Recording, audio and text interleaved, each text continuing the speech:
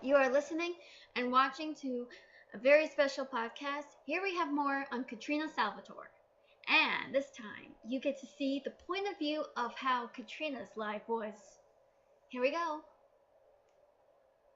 Katrina got Karaku and Oleski to join Glass Coffin, and now she was going to recruit them into stopping whatever evil had. And Frigga wanted to talk to Katrina in private.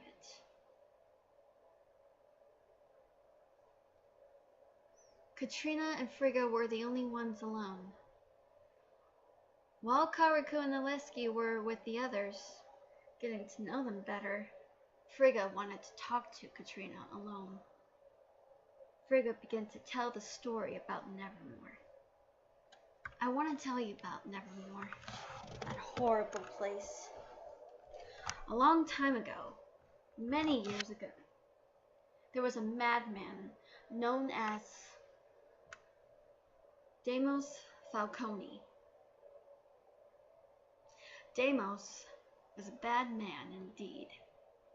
He had saw people with disabilities, people with different sexual intentions.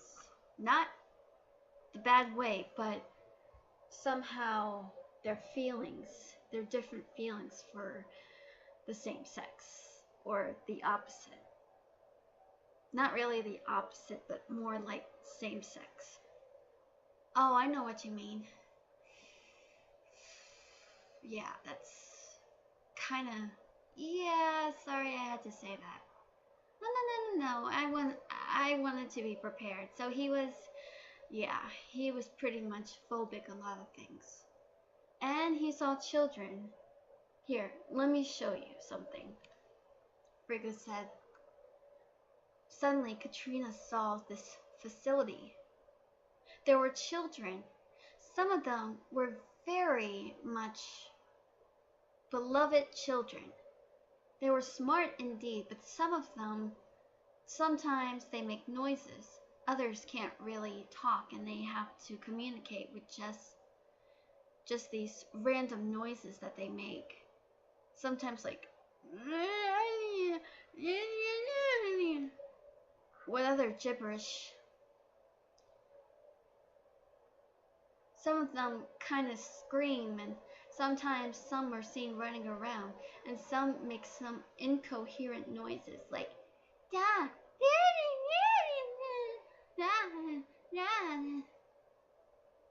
Katrina looked at this. What kind of kids are those? Katrina asked. These kids?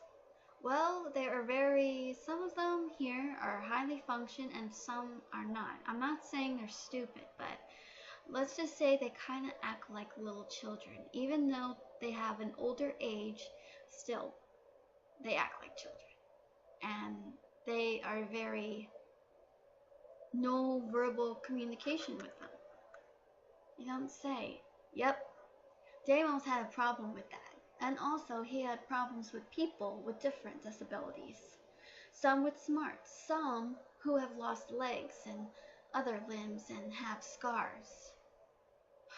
He created Nevermore, a place of terror, where he abused the children who were like this. He did that? He mistreated them. He thought of different ways for them, different methods. But he didn't go anywhere with that, and ended up hurting them with bruises and burns, but he thought it was the best treatment. But it wasn't the best treatment. You know why? Frigga said with gritted teeth.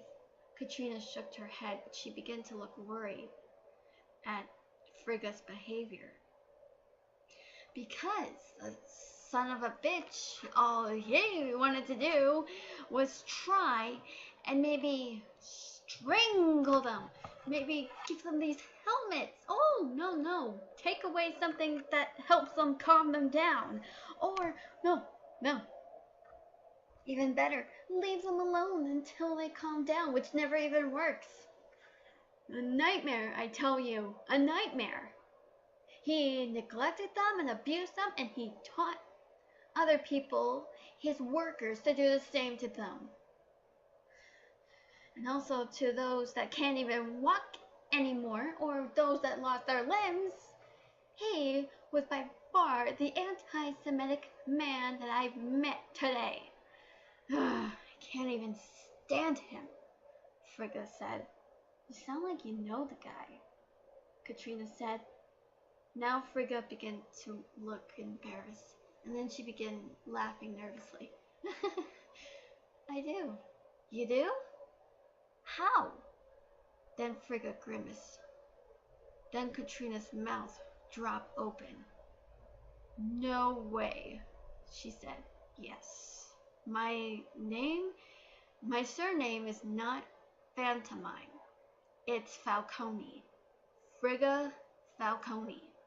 I'm the oldest daughter of Deimos Falcone, and I have a little sister named Luna.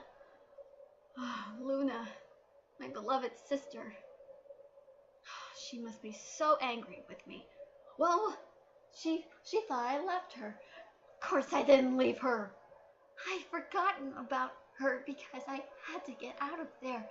All of that terror, all of that horror, I couldn't stand it. Now she's mad at me because I left her behind. Abandoned. I never abandoned her.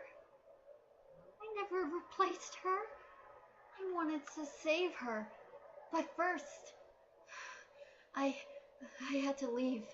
I couldn't stand it. What the heck did that bastard did to you? Katrina asked. What he did to me? You know what he did? He did shock therapy. He strapped me into a chair. Let's see. What else did he do? He inflicted me with a flaming poker. He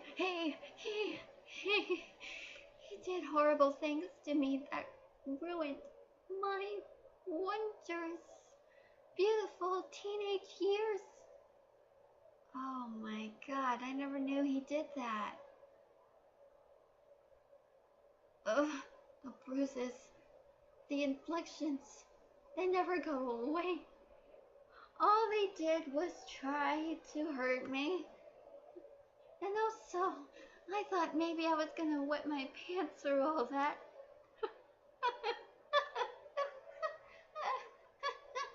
and people thought I was insane. You might say I have some sort of issues. It's not my fault that I have a mood disability because, I switch from back and forth, but now I have a more traumatizing disorder. I can't help it, really. I really can't. Frigga said with a nervous laugh. Okay, I think maybe you should calm down. Calm down! Calm down! Oh, no. It's not good for me. It's not good. It's not. It's like inflicting the madness and the insanity even grows bigger when you think about it. And oh yes, and the pain and the torture, all of hell breaking loose. It's crazy, Frigga said. Her eyes began to turn slightly red. Not glowing red, but the white suddenly became a shade of light red, and her eyes were bloodshot, and she looked like she was gonna lose it, if not for Nemo, who came over, pressed his hand on her shoulder, and said, Frigga.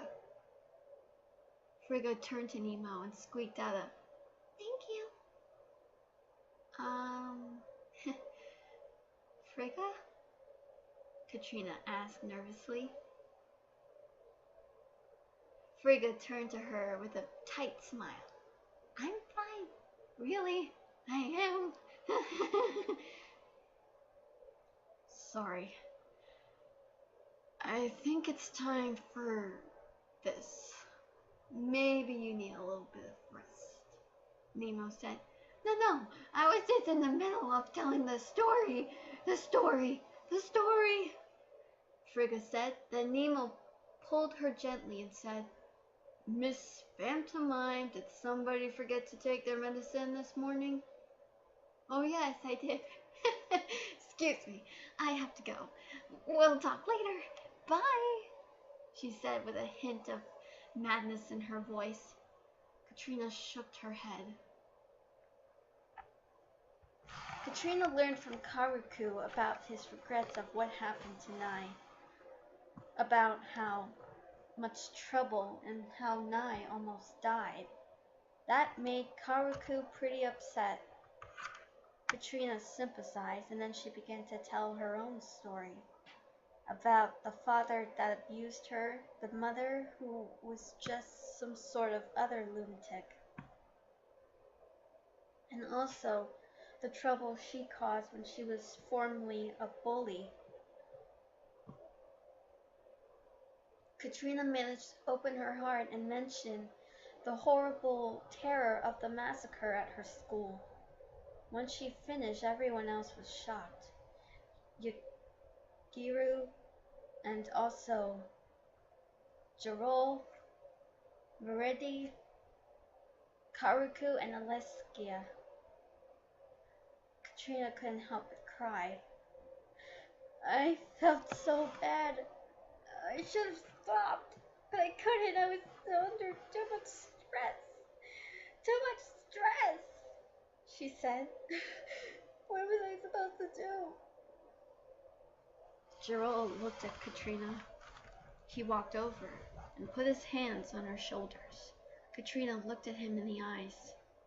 Then Jarol said, "You're just like how I was," he said. When I was a kid, I used to be nice. But then something took over me, and I became evil. And I wanted nothing more than destruction and hatred. And I was under so much insanity and hurting other people and causing so much damage. But then I died once. Then I was revived and I lost my memories. And when I did remember, I was so ashamed I couldn't believe it. I wanted to die, but no, I couldn't. I had a reason. I wanted to take down the man that made me into the monster that I was. Seraph. Meredi gasped. Katrina looked at him. I wanted to create crime sorcery. I escaped from prison, and I wanted to create anew. I wanted to stop Seraph. I also just wanted to create a whole new life for me, for everyone else, to create peace, and also to atone for my sins. Katrina was shocked. Then Jarol said, "There's nothing wrong with that. If you want to achieve your atonement, then we will help you." Yagiru nodded. "Yes, you must get stronger," she said. "You must get powerful," Karuku said. Katrina nodded. "I'm gonna need a lot of help. I don't think I can do this on my own." "Oh, what you talking about?" said a big voice. Some guy with muscles and spiky hair appeared. "I'm happy to help you with that." "Who are you?" Katrina asked. "Why, I'm Kanchu Shiba. I am known to have my seppa and also my own explosive cannons. So I came here to help. I guess I never met all of you, but hey, it's okay if I help out too. I heard the whole thing. I decided maybe I should help you. Besides, nobody should go alone," he said. Katrina smiled. "You do that for me?"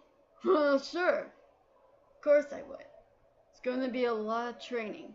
You think you can handle it?" "Yes. But first I gotta go deal with something first," Katrina said. That is the end. See you next time. Bye!